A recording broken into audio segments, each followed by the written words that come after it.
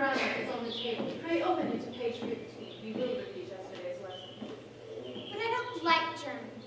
It isn't at all a becoming language. And I know perfectly well that I happen to look quite plain after my German lesson. Child, you know how anxious your guardian is, that you should improve yourself in every way. He laid particular stress on your German when he was leaving for town yesterday. Indeed, he always lays stress on your German when he is leaving for town. Yes, dear Uncle Jack is so very serious. Sometimes he is so serious I think he cannot be quite well. Your guardian enjoys the best of health, and his gravity of demeanor is to be commended in one so comparatively young as he is. I know no one who holds a higher sense of duty or responsibility. I suppose that is often why he looks a little bored when we are together. Cecily, I am surprised at you. Mr. Worthing has many troubles in his life. Idle merriment and triviality would be out of place in this conversation. And you must remember his constant anxiety about that unfortunate young man, his brother. I wish Uncle Jack would allow that unfortunate young man, his brother, to come and visit us. We might have a good influence over him, Miss Prism. I know you certainly would. You know many things of geology and geography, and things of that tend to influence men very much. I do not think that even I could produce any effect on a character who, by his own brother's admission, is irretrievably weak and vacillating. Indeed, I do not know if I desire to reclaim him. I'm not in favor of this modern mania of turning bad people into good people at a moment's notice. As a man sows, so shall he reap. Cecily, you must put that away at once. I don't know why you should carry a diary at all. I keep a diary in order to record all the wonderful secrets of my life. If I didn't write them down, I should probably forget all about them. Memory, my dear Cecily, is the diary we all carry around with us. Yes. But I believe that memory chronicles things that never have happened, and couldn't possibly have happened. In fact, I believe memory is responsible for nearly all 3-volume novels that Moody sends us. Do not speak slightingly of the 3-volume novels, Cecily. I myself wrote one in younger days. Did you really, Miss Prism? How wonderfully clever you are. I hope it did not end happily. I don't like novels that end happily. They depress me so much. The good ended happily, the bad unhappily. That is what fiction means. Yes, I suppose so. But it seems very unfair. And was your novel ever published, Miss Prism? Alas, no. Well, the manuscript was unfortunately abandoned. Oh, I use the word in the sense of lost or mislaid.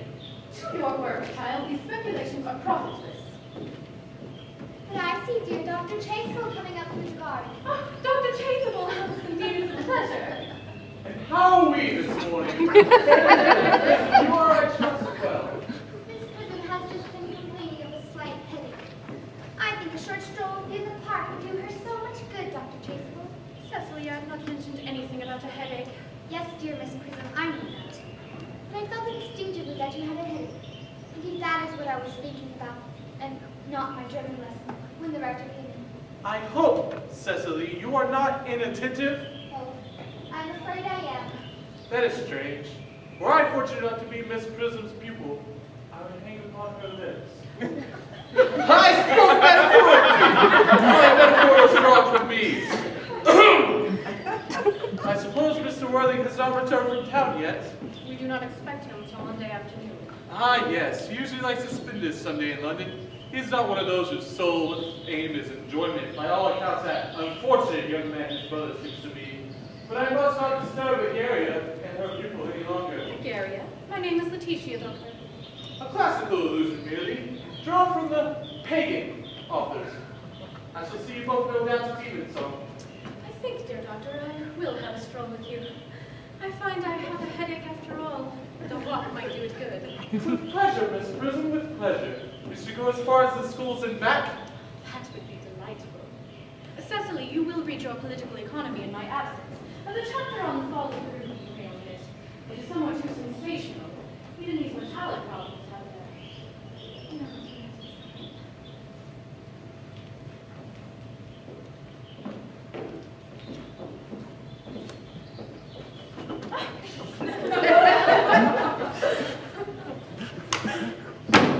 Horrid political economy, horrid geography, horrid German.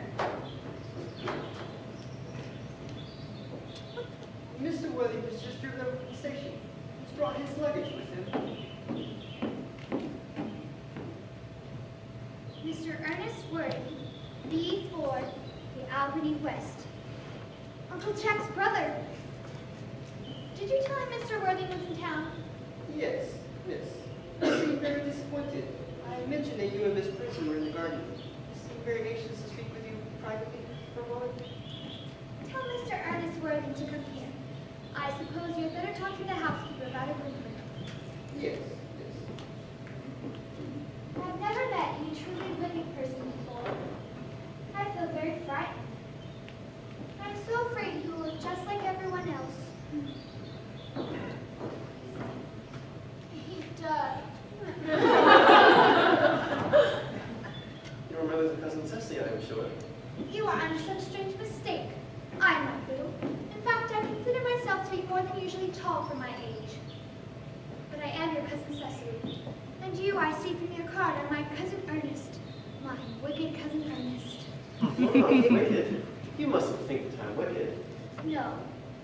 If you are not, then you have certainly been deceiving us all in a very inexcusable manner. I hope you have not been leading a double life, pretending to be wicked when you are really good the whole time. That would be hypocrisy. Of course I have been rather reckless. I'm glad to hear it.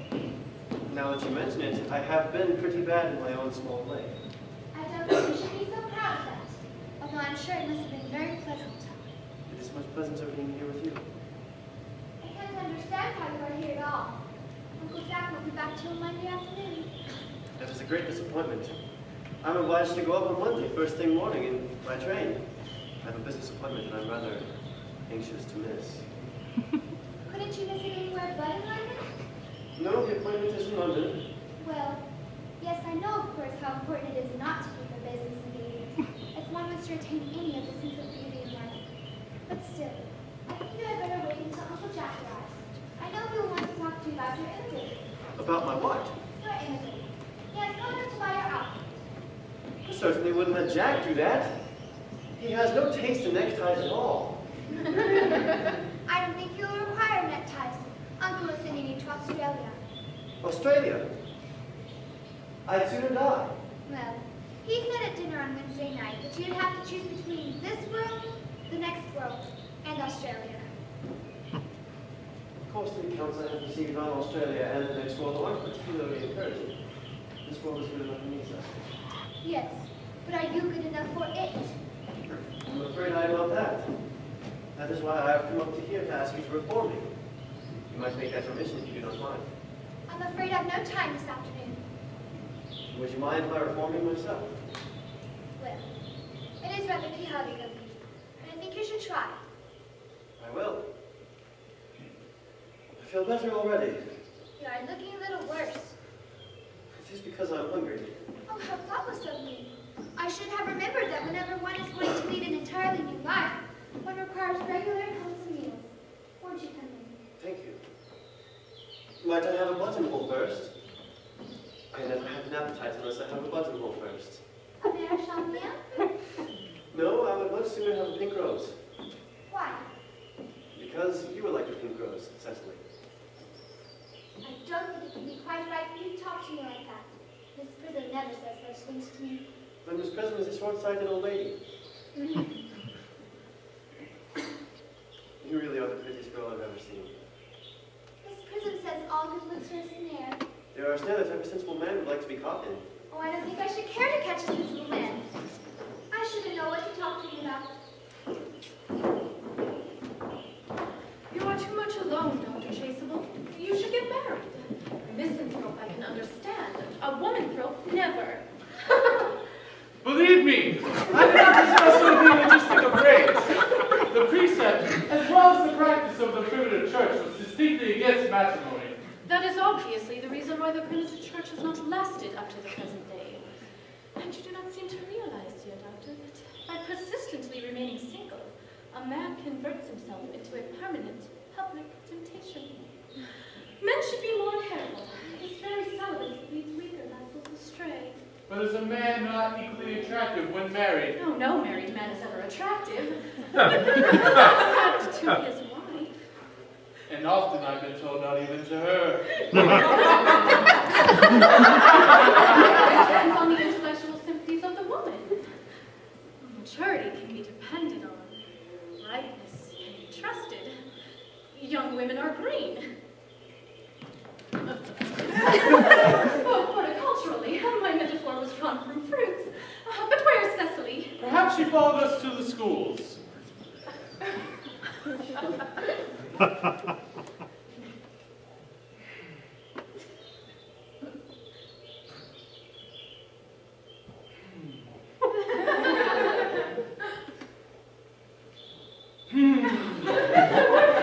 Mr. Worthing! Oh, this indeed is a surprise. We didn't expect you till Monday afternoon. I've returned sooner than expected, Dr. Chasewell. I hope you are well. Dear Mr. Worthing, I trust the scarf of woe is up and took in some terrible calamity. My brother. More shameful debts and extravagance? Still leading his life with pleasure. Dead. Your brother Ernest dead? Yes, quite dead. One of us found him. I trust you will profit by it. Mr. Worthing, I offer you my sincere condolences. You have at least the consolation of knowing that you were the most forgiving and generous of brothers. Poor Ernest. He had many faults, but this is a sad, sad blow. Very sad indeed. Were you with him at the end? No, he died abroad in Paris. I received a telegram from the Grand Hotel last night. Was the cause of death mentioned? A severe chill, it seems. As a man sows, so shall he reap. Charity, dear Miss Prism, charity. None of us are perfect. I myself am peculiarly susceptible to checkers. King me.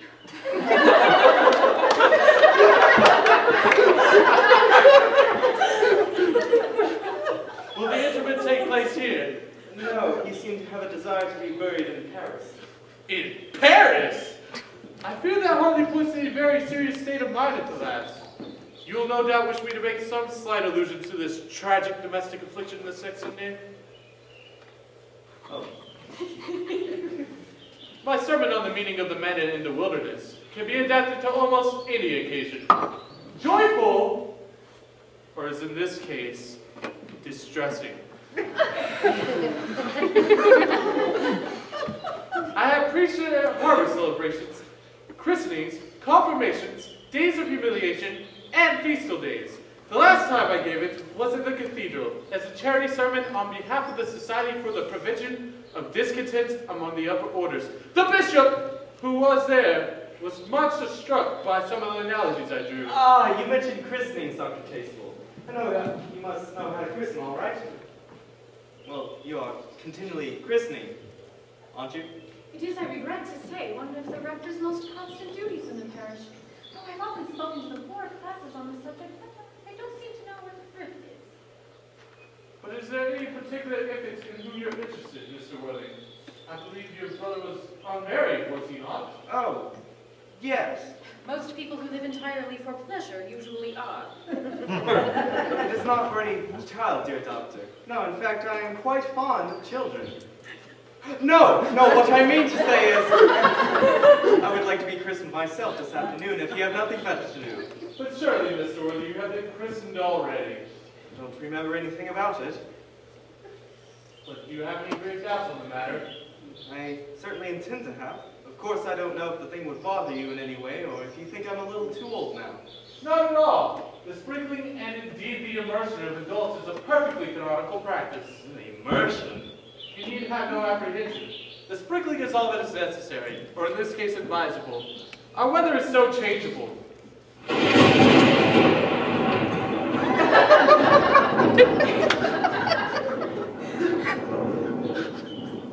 And what time would you like the ceremony performed? Oh, I might trot in around 5 or so, if that would do. Perfectly, perfectly. In fact, I have two similar ceremonies at that same time. A case of twins that occurred recently on an outer cottage in your own estate. Poor Jenkins, the carter, a most hard-working man. I don't see very much fun in being christened with other children. It seems so childish. It was 5:30, dude. Admirably, admirably.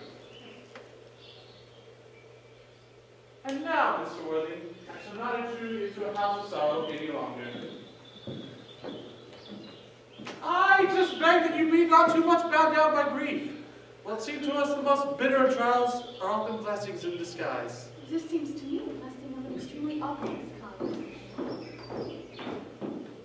Uncle Jack, I'm so pleased to see you have returned. But what horrid clothes you have got on. Do go and change them. Cecily! My child! My child! What is the matter, Uncle Jack? Do look happy. You look as if you'd had a toothache. And I've got such a surprise for you. Who do you think is in the dining room? Your brother. Who? Your brother, Ernest. He arrived about half an hour ago. Oh, what nonsense! I haven't got a brother. Oh, don't say that, Uncle Jack. However badly he may have behaved in the past, he is still your brother. You couldn't be so heartless as to disown him, could you? I'll tell him to come out, and you will shake hands with him, won't you, Uncle Jack? These are very joyful tidings. After we'd all been resigned to his loss, his sudden return seems peculiarly distressing. My brother is in the dining room. I don't know what it all means. I think it is perfectly absurd.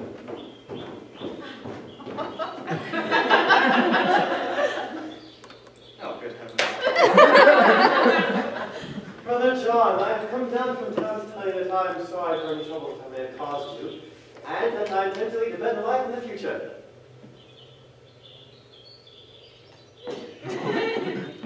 You wouldn't refuse your own brother's hand, would you, Uncle Jack? Nothing would induce me to take his hand at all. He knows perfectly well why. Uncle Jack, do be nice. There is some good in everyone. Ernest has just been telling me of his poor invalid friend, Mr. Bentley, who has to visit so often. Indeed, there must be much good in someone who is kind to an invalid, and who leaves the pleasures of London to sit by a bed of pain. Oh, he's been talking to you about Bunbury, has he? Yes, he's told me all about poor Mr. Bunbury and his terrible state of health. Bunbury. Well, I won't have him talk to you about Bunbury or anything else. It's enough to drive one perfectly frantic. Of course, I admit some of the faults were on my side. However, I find that Brother John's particular coldness to me is not very welcoming, especially seeing it's this first time that I've been up here.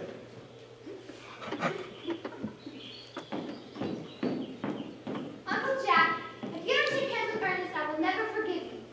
Never forgive me. Never, never, never. Well, this is the last time I shall ever do so. It's pleasant, is it not? To see so perfect a reconciliation, I think we should leave the two brothers together. Cecily, you will come with us. Certainly, Miss Prism. My little task of reconciliation is over for the day. You have done a beautiful thing today, dear child. We shouldn't be too premature in our judgments. I feel very happy.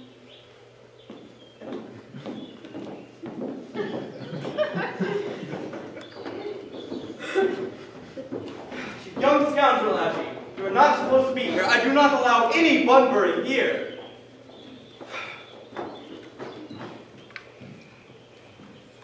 I have put Mr. Ernest's luggage in the room next to yours, sir. What? Mr. Ernest's luggage, sir. I have unpacked it and put it in the room next to your own. His luggage? Yes, sir. 3 portmanteaus, just in case. 2 hat boxes and a large luncheon basket. I'm afraid I can only stay more than a week this time. Marion, order the dog cart at once. Mr. Ernest has been called back into town. Yes, sir. I've not been called back to town at all. Yes, you have. I haven't heard anyone call me. Your duty as a gentleman calls you back. My duties as a gentleman has never interfered with my pleasures in the slightest. I can quite understand that. Well, Cecily is a darling. I don't want you to talk about Miss Cardew like that. I don't like it. Well, I don't like your clothes. It's ridiculous to them. Why on earth don't you go up and change? It is perfectly childish to be dressed the way you are with a man who is staying with you in your house this week as a guest. I call it grotesque. You are not staying with me for a week as a guest or anything else. I want you out of here by 4 by train. You certainly wouldn't do that so long as you were in mourning. It would be most unfriendly. Why, if I were in mourning, you would stay with me, I suppose. think it most unkind if you didn't. Well, will you go if I change my clothes? Yes, of course, but if you notice it takes so long this time. I've never seen someone take so long to dress with such little result. It is better than being overly dressed as you are. If I'm occasionally a little overdressed, I make up for it by being overly immensely educated. Your vanity is ridiculous, your conduct an outrage, and your being in my garden is perfectly absurd. However, you have to catch the 4:05, and I wish you a pleasant journey on your way back to town. This bunbury, as you call it, it's not been a great success for you. I think it has been a great success. I'm in love with Cecily, and that is everything. I must make arrangements for another bunbury at once. Ah, there she is. Oh, there you are. I mean, you came back to order the roses. I thought you were with Uncle Jack. He's gone to order a dog cart for me. Oh, is he going to take you for a nice drive? He's going to send me away. Have we got to part? I'm afraid so. This is the most painful parting. It is always very painful to part from those whom one has known for such a brief space of time. The absence of old friends one can endure with equanimity, but even a momentary separation from those whom one has just been introduced is almost unbearable. Thank you. The dog case has been placed by the doors. It can wait, Marion, for 5 minutes. Yes, miss. I hope I shall not offend you if I state quite openly and frankly that you seem to me to be in every way the visible personification of absolute perfection. I think your frankness does you great credit, Ernest. If you allow me, I will copy your remarks into my diary. Into your diary? Do you really keep a diary? Might I read it? Oh, no. It is simply a very young girl's own record of her thoughts and impressions, and consequently meant for publication. When it appears in volume form, I hope you will order a copy. But pray, Ernest, don't stop. I'm allowed and taken down from dictation. I have reached absolute perfection. You can go on. I'm quite ready for more. Oh, don't cough, Ernest. When one is dictating, one should speak fluently and not cough. Besides, I don't know how to spell a cough. Cecily, ever since I've looked upon your wonderful and incomparable beauty, I have dared to love you wildly, passionately, devotedly. Hopelessly. I don't think you should tell me that you love me wildly, passionately, devotedly, hopelessly. Hopelessly doesn't seem to make much sense, does it? Cecily.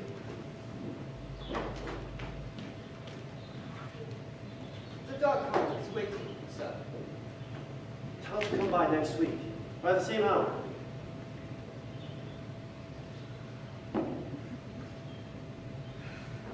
Yes, sir.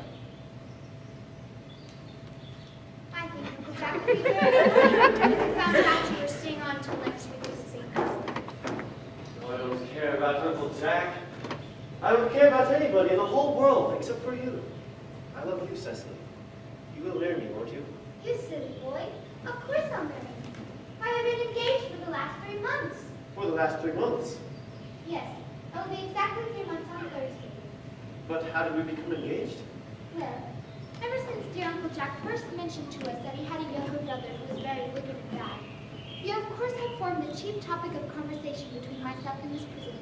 And indeed, a man who's very much talked about is always very attractive. I dare say it was foolish of me, Ernest, but I fell in love with you. Darling. And when was the engagement actually settled? On the 14th of February last. Worn out by your entire ignorance of my complete existence, I decided to end the matter one way or another. And after a long struggle with myself, I decided to accept you under this dear old tree here.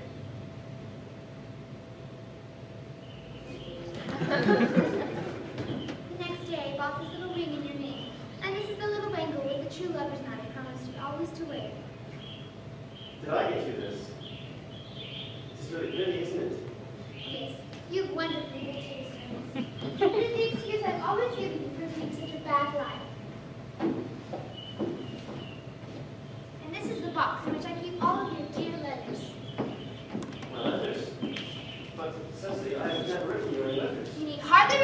that, Ernest. I remember only too well that I was forced to write your letters for you. I worked always 3 times a week and sometimes oftener. Would you let me read them? Oh, I couldn't possibly. They'd make you far too conceited. The 3 you wrote me after I broke off the engagement are so beautiful and so badly spelled that I can hardly read them now without crying. Was our engagement ever broken off? Of course it was. On the 22nd of last March. You can read the entry if you'd like.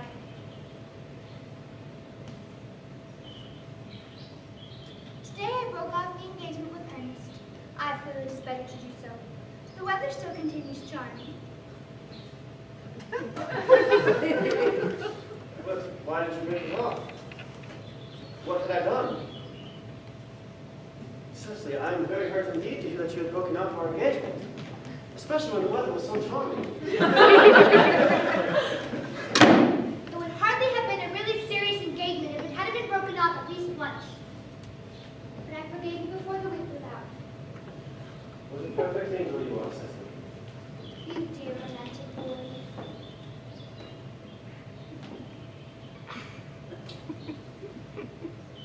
Your hair is so soft. I hope it is this soft naturally. Is it? Yes, with a little help from the others. I'm so glad. Cecily, you'll never break off our engagement again. I don't think I can break it off now that I have actually met you. Besides, of course, there is the question of your name. Yes? Of course. You mustn't laugh at me, darling. But it has always been a girlish dream of mine to love someone whose name was Earnest. There's something in that name that seems to inspire absolute confidence. One feels there must be something in her after all. I pity any poor married woman whose husband is not called Earnest. But Cecily, do you mean to say that you could not love me if I had another name? What name? Oh, any name you like. Algernon, for instance. But I don't like the name of Algernon. Oh, my dear, sweet, loving little darling. I don't see why you could object to such a name as Algernon. It is a great name. In fact, it is a rather aristocratic name. Half of the chaps who go into the bankruptcy court are called Algernon. But seriously, Cecily, if my name was Algie, could you love me? I might respect you, Ernest. I might admire your character. But I'm afraid I would not be able to give you my undivided attention. Cecily, your rector here is, I suppose, thoroughly experienced in the rites and ceremonials of the church. Oh yes, Dr. Chasable is quite the learned man. He has never written a single book, so you can imagine how much he knows. I must see him at once on the most important christening. I must see him at once on the most important business. Oh, I shan't be away more than half an hour. considering that we've been engaged since February the 14th, and that I only met you today for the first time, I find it rather hard that you should leave me so long a period as half an hour. Couldn't you make it 20 minutes? I'll be back in no time. What an impetuous boy he is. I like his hair so much. I must enter his proposal into my diary.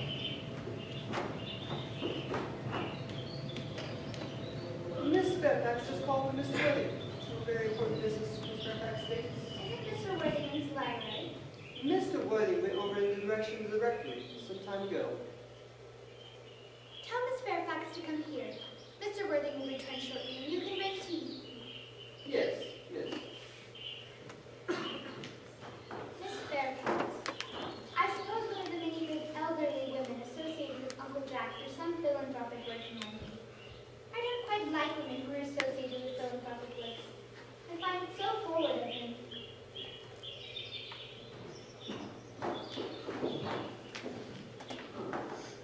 Miss Fairfax? Pray let me introduce myself to you. My name is Cecily Cardew.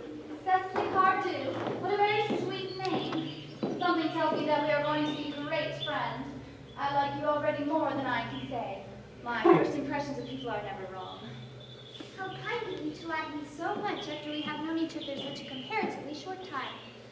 Pray sit down. I may call you Cecily, may I not? With pleasure. And you will always call me Gwendolyn, won't you? If you wish. Then that is all quite settled, is it not? I hope so.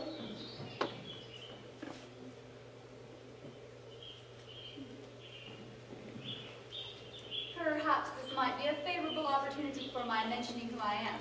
My father is Lord Bracknell. You have heard of Papa, I suppose. I don't think so. Outside the family circle, Papa, I am glad to say, is entirely unknown. I think that is quite as it should be. The home seems to me to be the proper sphere for the man. And certainly, once a man begins to neglect his domestic duties, he becomes painfully feminine, does he not? And I don't like that. It makes men so very attractive.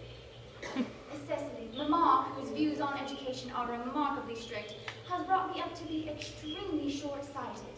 It is part of her system. So do you mind my looking at you through my glasses? Oh, not at all, dear Gwendolyn. I'm very fond of being looked at. You are here on a short visit, I suppose. No, I live here. Really? Your mother, no doubt, or some female relative of advanced years resides here also? No, I have no mother, nor in fact any relations. Indeed. My guardian, with the help of Miss Prism, has the arduous task of looking after me.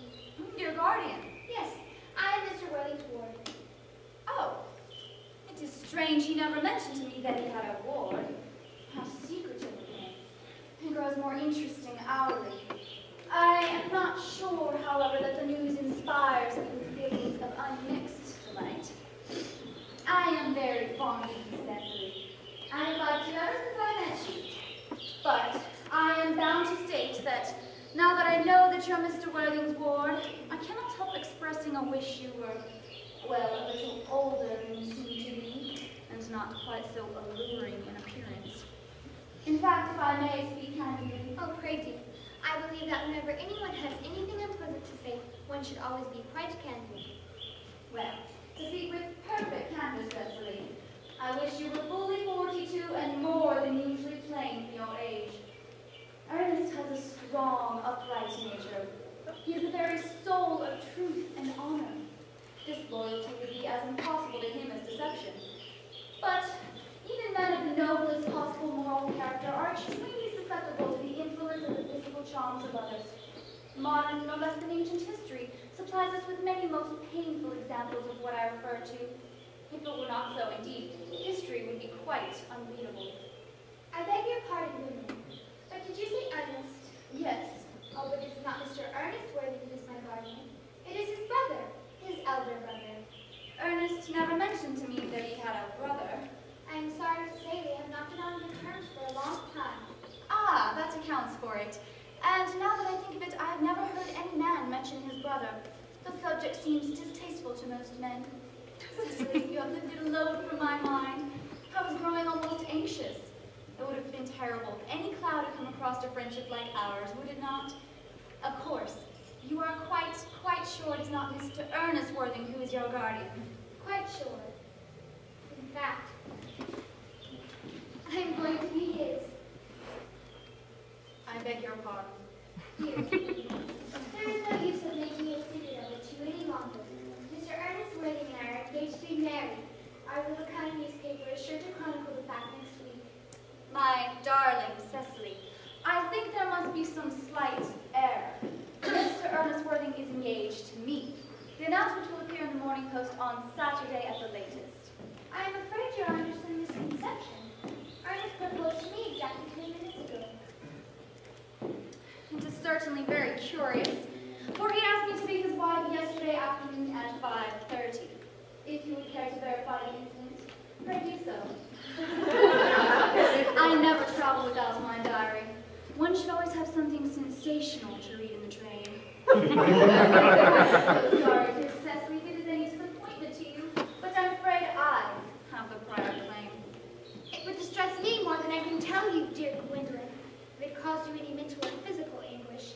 But I feel bound to point out that since Ernest proposed to you, he clearly has changed his mind. If the poor fellow has been entrapped into any foolish promise, I shall consider it my duty to rescue him at once, and with a firm hand.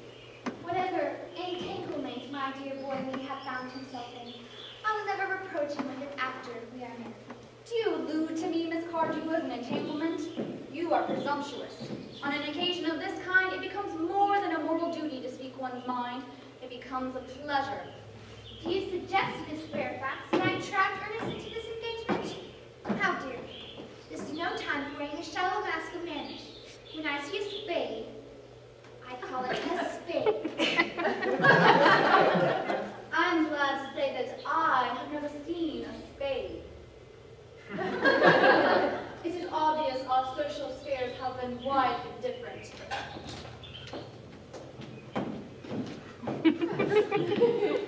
Shall I lay the tea here, as usual, Miss? Yes, as usual. Are there many interesting walks in the vicinity, Miss Cardew? Oh yes, a great many. From the top of one of the hills quite close, one can see 5 counties. 5 counties? I don't think I should like that. I hate crowds.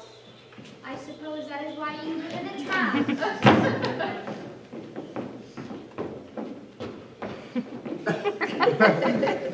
Quite a well-kept garden, this is, Miss Cardew.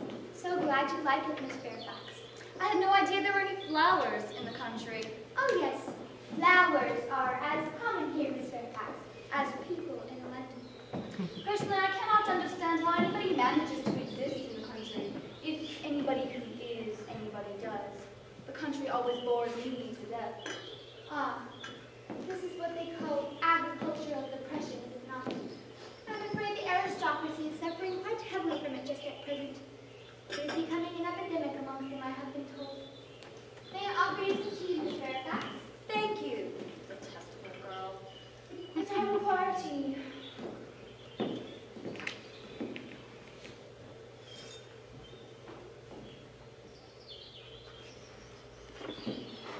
Sugar? No, thank you. Sugar is not fashionable anymore.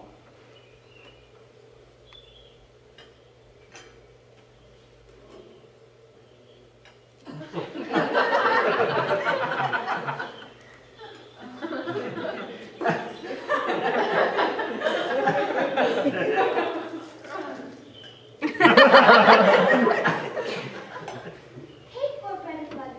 Bread and butter, please. Cake is rarely seen at the best houses nowadays.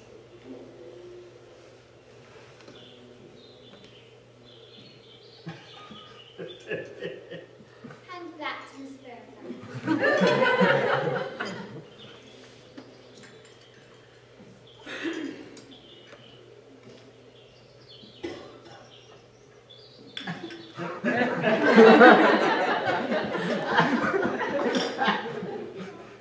You have put lumps of sugar in my tea, and though I asked you most distinctly for bread and butter, you have given me cake. I am known for the gentleness of my disposition and the extraordinary sweetness of my nature, but I warn you, Miss Cardew, you may go too far. You say my poor, innocent, trusting boy from the machinations of any other girl. There are no lengths to which I would not go. From the moment I saw you, I distrusted you. I felt you false and deceitful. I am never deceived in such matters. My first impressions of people are invariably right. It would appear to me, Miss Fairfax, that I am trespassing on your valuable time. No doubt you have many other visits of a similar character to make throughout the neighborhood. Ernest! My own Ernest. My own wife. A moment. May I ask if you are engaged to be married to this young lady? Dear little Cecily, heavens no. What could have put an idea in such a pretty little head of yours? Thank you. You may. I knew there must be some misunderstanding, Miss Fairfax. The gentleman whose arm is at present around your waist is my guardian, Mr. John Worthy. I beg your pardon. This is Uncle Jack. Jack! Oh. Here is Ernest. I own one. A moment, Ernest. May I ask, are you engaged to be married to this young lady? To what young lady? Good heavens, what? Yes, to good heavens, Gwendolyn. Of course not. Who would put such a crazy idea in your pretty little head? Thank you. You may.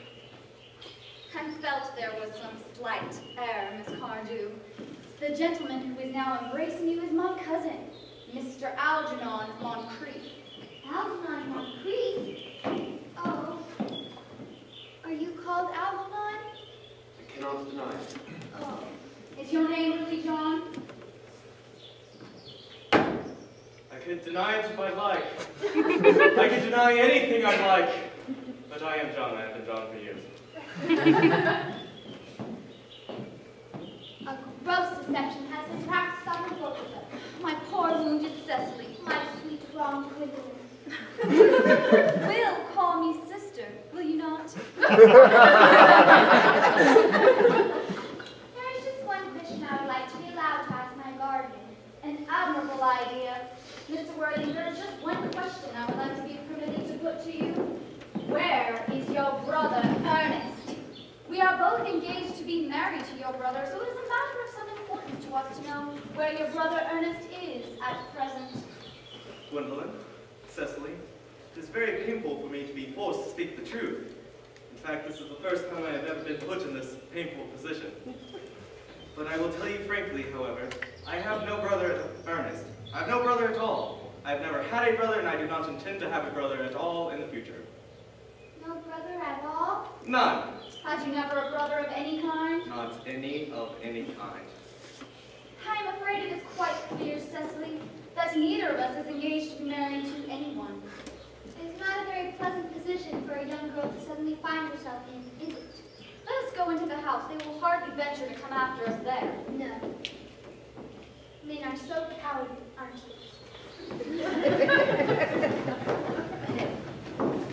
This ghastly state of things is what you call bunburying, I suppose. Yes, and a wonderful Bunbury it has been. Probably the best Bunbury I've ever had in my life. Well, you have no right whatsoever to bunbury here. It is absurd. One has the right to Bunbury anywhere one chooses. Every serious Bunburist knows that. Serious bunburist, good heavens! Well, one must be serious about something in life if one wants to have any amusement. I happen to be serious about Bunbury. What on earth you are serious about, I have not any idea. About everything I should fancy, you have the most absolute trivial nature. The only small satisfaction I have in this whole wretched business is that your friend Bunbury is quite exploded. You won't be able to run down to the country as often as you used to, dear Algy. A very good thing, too. Your little brother's a little off color, isn't he, dear Jack? You won't be able to come up to town as often as your winter custom was, and not a bad thing either. And I must say, as your conduct towards Miss Cardew is quite inexcusable, to say nothing of the least that she is my ward. I can see no possible defense at all for your deceiving a clever, brilliant, thoroughly experienced young lady like Miss Fairfax, and to say nothing of the least that she is my cousin. I'm in love with Gwendolyn. I wanted to be engaged to her, that is all. Well, I'm in love with Cecily. I simply wanted to be engaged to her. I adore her. There is certainly no chance of you marrying Miss Cardew. I see no likelihood, Jack, of you and Miss Fairfax being united. That is no business of yours. If it were my business, I wouldn't talk about it. Nobody ever talks about their business except stockbrokers, and then really at dinner parties. How you can sit there calmly eating muffins, I can't quite make out. You seem perfectly heartless. Well, I can't eat muffins in an agitated manner. Otherwise, one would probably get all of my coffee. One should always eat muffins quite calmly. It is the only way to eat them. I mean to say it is perfectly heartless of you to eat them at all under the circumstances. When I'm in trouble, eating is the only thing that consoles me. Indeed, when I'm in great trouble, anyone who knows me intimately will tell you the only thing I accept is food and drink. At the present moment, I'm eating muffins because I'm rather unhappy. You shouldn't eat them all in that greedy way. I